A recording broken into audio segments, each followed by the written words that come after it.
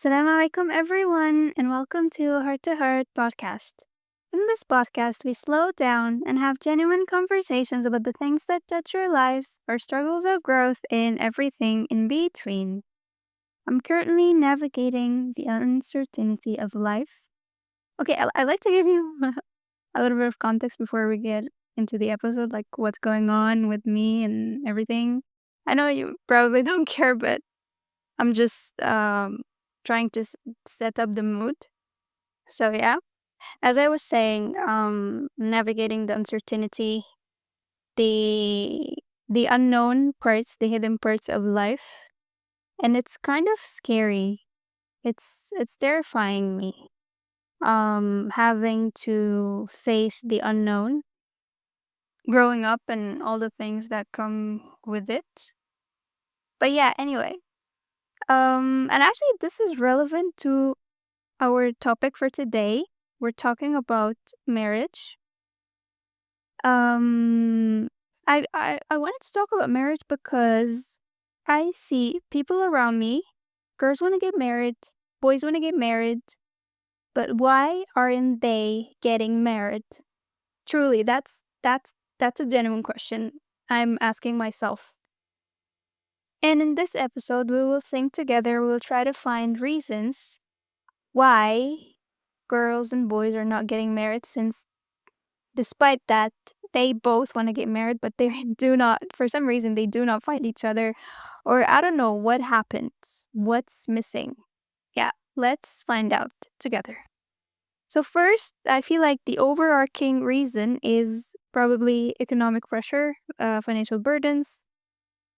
That's mainly in the Middle East or developing countries in general. Financial burdens are a thing, from housing, weddings, building a life. So, all these costs, they make marriage feel impossible for many. Another reason is I feel like many of us don't really understand what marriage is. Me included, by the way. Like, it was, I don't know, not until like maybe last year that I start, or maybe this year even, that I started to understand what marriage is. And I feel like we have a long way to go until we fully understand what marriage is, until we kind of de-associate marriage or reduce marriage to superficial things. Because nowadays, when I see girls talking about marriage, it feels like they're talking about it as a task, as something that they are, you know what, I graduated, I'm gonna get married. Like they're just ticking a box. Like that's it. Like that's my task for now. Or that they're getting married for the wedding or for the aesthetics or for the because they want to wear the wedding dress. Or because, and I even heard this, I like there's this girl and she literally wanted to get married just to be the first one in her group to get married. Like that's was her motive.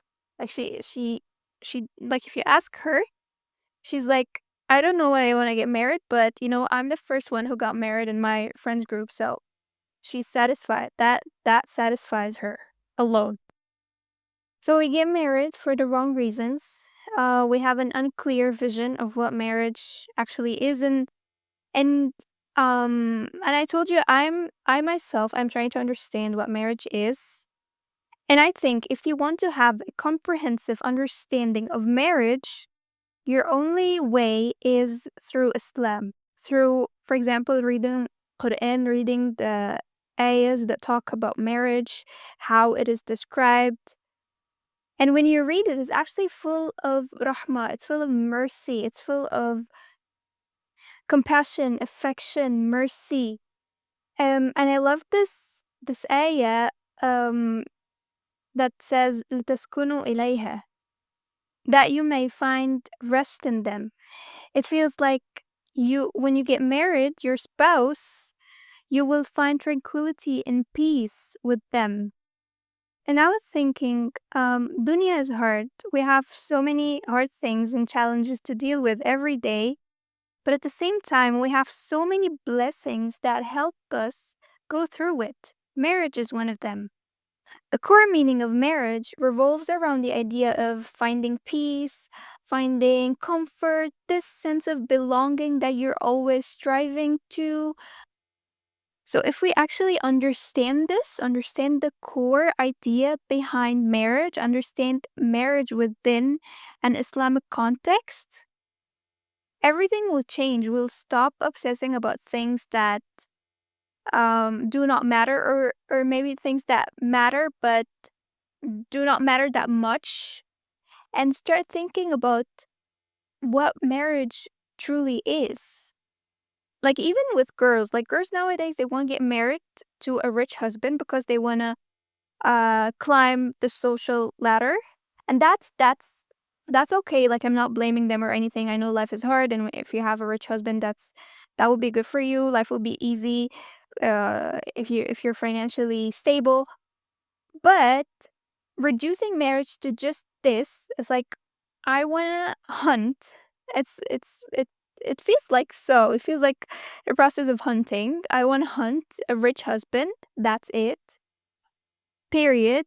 No, this is I feel like we're not getting what marriage actually is. And vice versa, by the way, for men. If a man wants to get married to a beautiful girl just because of her beauty, just because she's pretty, like that is the only thing he's looking for, I feel like he's missing the point of marriage. And there's this simple criteria that I heard somewhere, and I feel like it really sums up marriage very well, or sums up how you can assess your potential partners. Three very simple criteria. First, you look at his relationship with the creator. He's praying, fasting, zakah, all of the things. If he's a memorizer of the Quran, if he knows some or studies any Islamic studies, these all count. It might be an indication to his faith, how strong his faith and iman is. Second thing is you look at his relationship with the creation. So his relationship with himself, how he deals with himself, his relationship with his parents, mother and father and siblings, family, friends, his lifestyle, and do you like his lifestyle? Can you be part of this lifestyle? Third criteria is you look at them and you're happy, you're satisfied. So you like the way they look, you like their behavior, their attitude towards you. You like their style, you like their hair, you like whatever the external look. So three simple criteria. Look at his relationship with the creator, his relationship with the creation, and you look at him and you're satisfied. What happens is I feel like we're shifting the load from number one, look at his relationship with the creator, to number three. So before we assess number one and two, or before we assess number one, we put more attention to number three and two. Like, I don't know, I feel like we're flipping them. Instead of taking them one, two, three as one is the priority and then two and then three, no, we're flipping them. We're looking at three and then two and they're one. And I even see people, they're reducing the number one, like they're reducing their partner's relationship with the creator to, I don't know, very I don't want to say simple, but things that do not actually indicate or do not alone indicate faith. So for example, if he prays, then they think, oh, okay, that's a good candidate, or that's a good spouse. But this is not necessarily true. I have to look at other things in order to make sure that this person is good for you. And at the same time, another thing is, if you're not good, don't expect to to marry someone who's good. So I'm not telling you that if you're not good, you cannot marry someone who's good, because this can happen, and we see examples of this. But I mean, if you're really, whether you're a guy or a girl, if you really want a a good spouse, you yourself, you have to be a good spouse as well. Like, start with yourself. If you want someone who's good, be good. If you want someone who, for example, prays qiyam, you should do it yourself. And that's why I'm telling you, it feels like we're focusing so much on things, on on things, on how they look from the outside. It's like, okay, I see this person, he's praying, then he's okay. Then his relationship with the creator is okay. Or if I see that he's good looking, then um then I like him just because he's good looking. Like we don't go deep into it. And especially when you feel like you love this person, it's like okay, everything just vanishes because they say love is blind. When you love someone, when you like them, so I feel like your brain is creating excuses and filling gaps just to preserve the perfect picture about your spouse. And that's not what we want. We want to see things the way they actually are, not the way that our minds imagine.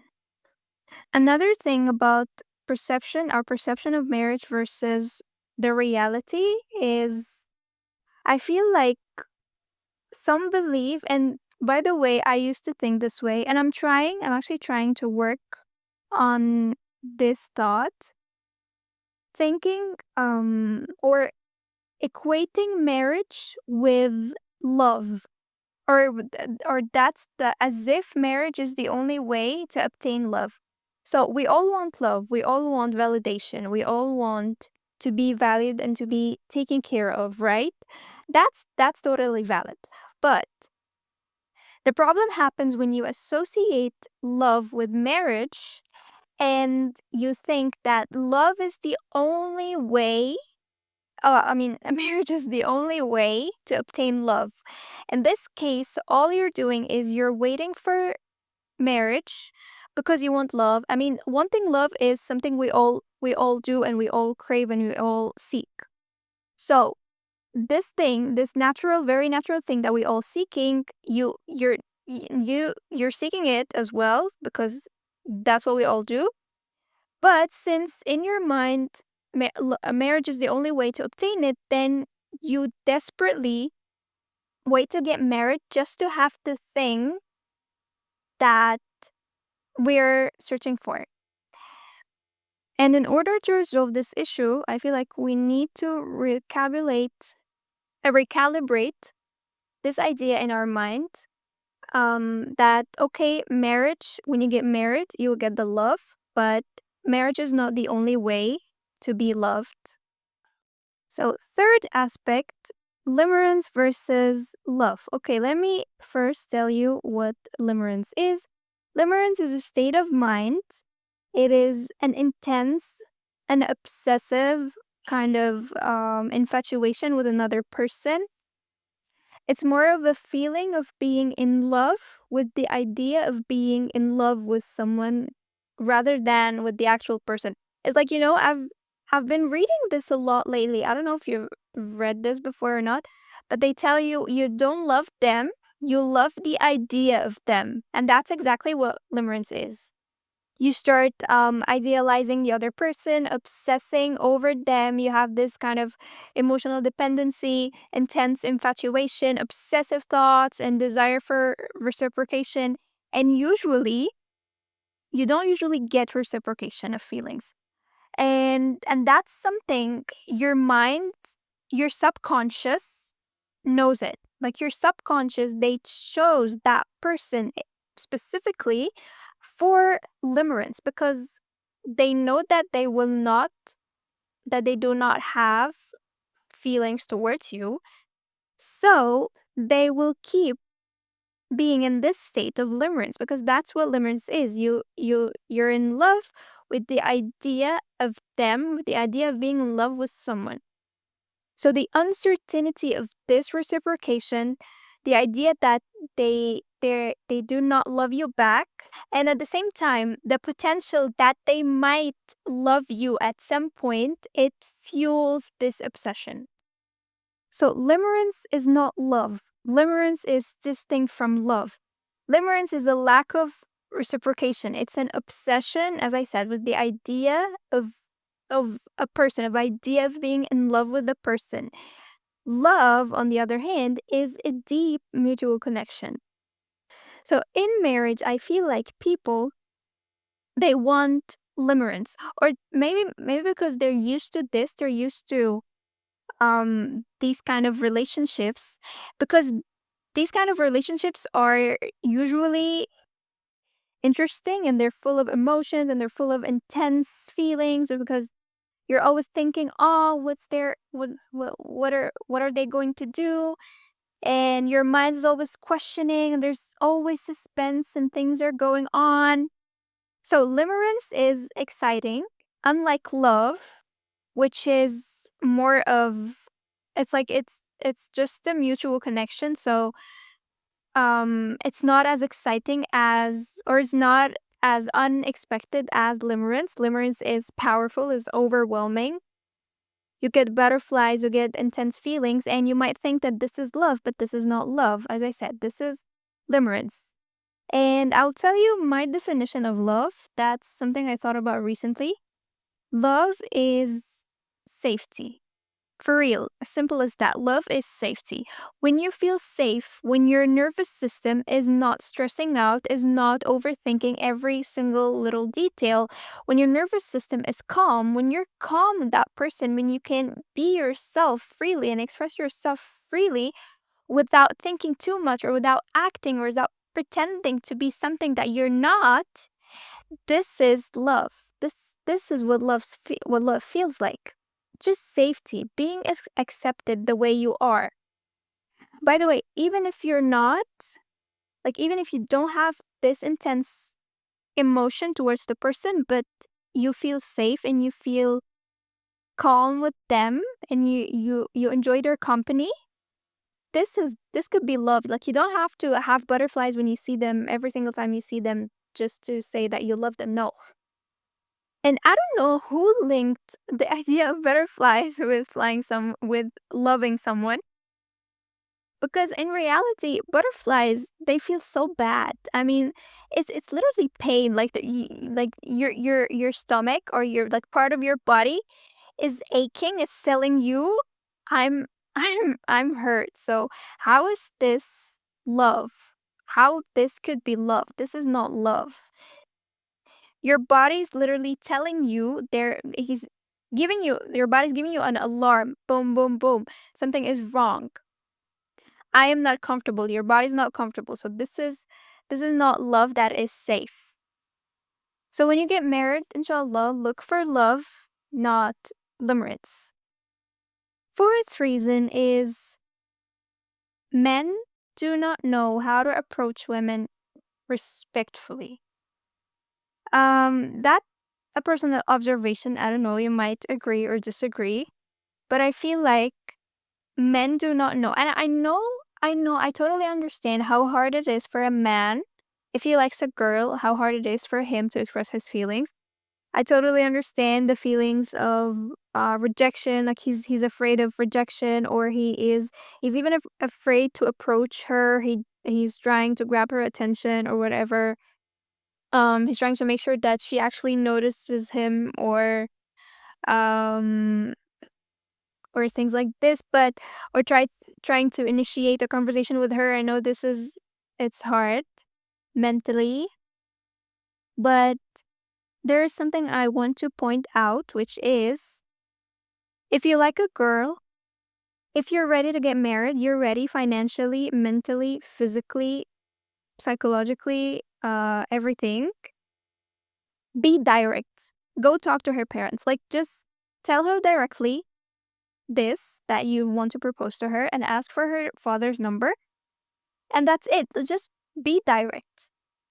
Like, of course, if she's not engaged, or she's not planning to get married, or anything, if there is no one in her life, you can do this directly. So the key here is to be direct, especially at the beginning of the relationship. You want everything to be direct. You want your intentions to be very, very clear. Like, do not get into her DMs. Do not be playful with her. I know being playful is like fun, and you want to grab her attention and stuff. No, don't do this. Do not Be flirty. Do not flirt with her. Just be very direct, very clear. Ask for her father's number. Asks if she likes you back, or there's a potential that you get to know each other. If yes, if she's okay with this, then go talk to her father directly. That's it, period. Last point, or I don't know if this is like, or last 2 points, okay. Society puts so much pressure on girls and boys to get them to get married. And we even have this thing, if you're Arab, you probably know it. Like we say قطر الجواز, the train of marriage. Like we literally compare marriage to a train. So it's like if you don't catch this train now, you will be left behind forever. This thought is entrenched in our mind, and it creates a fear that pushes us to say yes to any person just to escape the stigma of being unmarried. And to be honest here, I do blame society. I do blame us. Yes, I do blame us. Please, if you have this thought in your subconscious mind, please try to deal with it. Try to delete this from your software. The truth is, marriage is not a race. Marriage is not a race. I'm repeating it. Marriage is not a race. I know quite well that we know that getting married young, it's wonderful. You get married young and you have kids, and the age gap between you and your kids will not be that that big, so that would be good. I know that we have this ideal picture in our mind that it's better to get married when you're young, but getting married when you're young does not guarantee success. Some marry early and get divorced soon after, and others they wait and find the right partner later, and they have a perfect life. So you don't always know what's best. And if it happens to you this way, then that's the best thing that could ever happen, because that's a lost plan. And nothing is better than a lost plan. You don't know what's best for you, but Allah does. And as I was searching about this topic, marriage, and as I was reading some stories of different marriages, I thought marriage is a miracle. Truly, marriage is a miracle. Two strangers, they're suddenly becoming partners, they're building a home, they're raising children together. It's all a miracle. And I'm telling you, dua, sincere prayer, is the key to that miracle.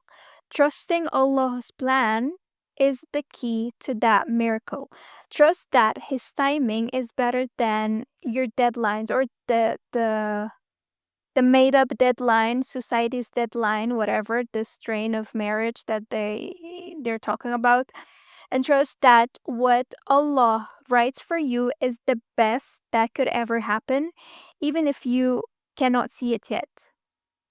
And finally, I don't know why people are ashamed to say that they want to get married. This is a very natural thing. Like we all want to get married. It aligns with our fitra, like that. So us humans wanting to connect and create a sense of belonging. Anyways, until you get married, inshallah, you can start working on yourself. Try to be ready. Work on your lifestyle, work on your deen, work on your mind. Read, know more about marriage, know more about yourself, know more about kids, know more about the things that you have to know more about. Know more about life, know more about the things that will make you a better wife and a better mother and a better woman, and vice versa, a better husband and a better man.